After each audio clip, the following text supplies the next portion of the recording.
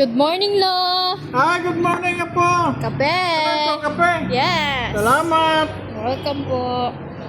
Anong araw ba ngayon? Ano po? Wednesday, Miyerkules. 28 ng January. Apo. Napagluto na kayo, ha? Yes! Yan Ready na ready maka-try yung sidling out. Yes! Ready na. Okay.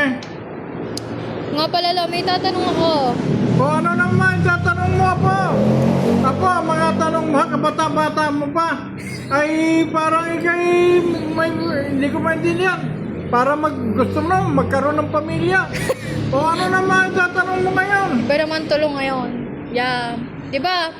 Nagkaroon kayo ng anak na lalaki. Oh. Tapos, Ayan ang pangarap ko, magkaanak ng lalaki. yan, Lo. Halimbawa, lumaki na yung lalaki nyo, yung anak nyo. Oh. Ano magiging saloobin nyo doon? Halimbawa, siya ay bakla. Saka ko lang malaman nung malaki na. Yes. Na yung pala'y bakla yung aking anak. Oo.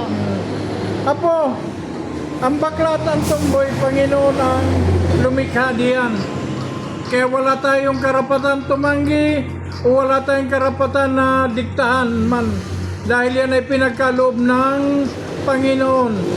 Dapat magpapasalamat nga tayo at kahit pa paano binigyan tayo o bakla man siya o tumboy. Para sa akin na po, okay lang yun. Kung halimbawa ang maging anak ko ay bakla, susuportahan ko pa rin yun. Papakaralin ko yun, ipagpatayo ko pa yan ng parlor kung ano man ang gusto niyan. Ang mga bakla, mga matatalino, mga manager na malalaking restaurant, mga bakla ang manager doon. Halimbawa din sa mga tumboy. Ang mga tumboy magagaling din yan. Mga matatalino rin yan.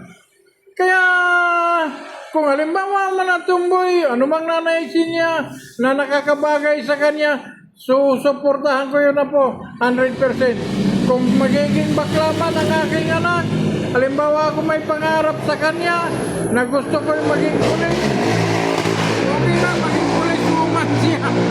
Ano na po, wala tayong karapatan doon. Yun ay nilikha ng Panginoon, pinagkalob sa atin ng Panginoon, suportahan natin at magpapasalamat tayo sa Panginoon. Yun lang na po, at ako may gagawin pa. Thank you.